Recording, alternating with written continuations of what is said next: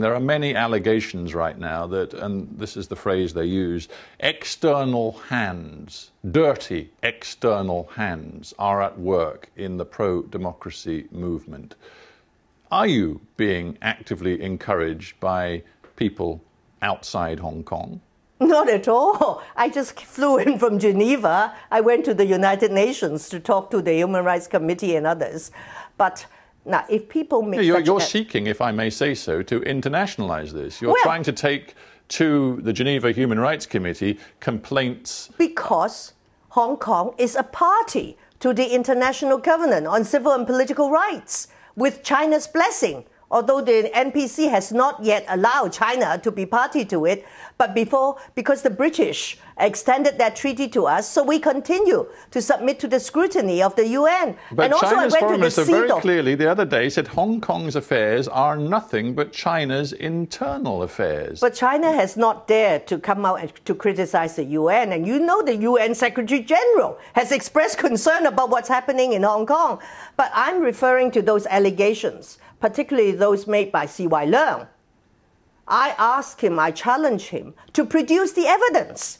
You cannot just make some empty allegations on a TV program or something, and then people like you will say, yeah, Emily Lau, is this true? And I tell you it's not true. Well, you've made a big noise on this program trying to get David Cameron and other international leaders on your side. That's your right. But it is interesting, is it not, that most significant leaders around the world have been very muted in their criticism of Beijing. They want to go into the big market of China. We know that.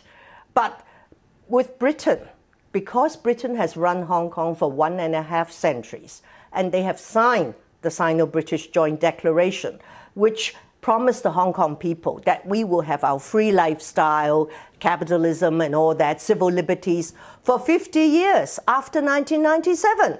So there is a very clear responsibility. Okay, with Britain's allies, they look at Britain. If Britain doesn't say anything, of course they won't do very much, and they're very eager to do business with China.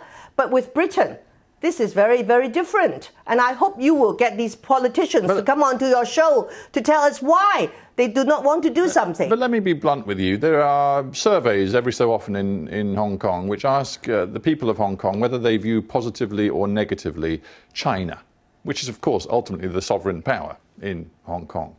Even today, with all of the critiques flying around that you've made on this program, half of the respondents say that they have a positive view of China. Do you have a positive view of China? Oh, I definitely have a positive view of China. I just don't have a positive view of the leadership, the communist leaders. China's been around for thousands of years. I'm proud to be Chinese, but I don't like the communist leaders who are running the country. But I repeat, we are not trying to have a revolution, to use violence to overthrow the government. We just want Beijing to keep its promise. But do you seriously believe a China led by Xi Jinping and the Communist Party is ever going to allow Hong Kong to have the kind of democracy that would inevitably then become a model for at least some in mainland China as well? Well, we're going to give it a very hard try. I will not say yes, but we will try. And it will be good for China. And good if they really want to entice Taiwan. Not good for the ruling Communist Party. Well, even if they allow a multi-party system, the Communist Party may give itself another name, and they stand for election, and they may still win. So why should they be so frightened? Emily Lau, with that thought hanging in the air, we have to end this edition of Hard Talk. Thanks for being on the program. Thank you, Stephen. Thank you very much.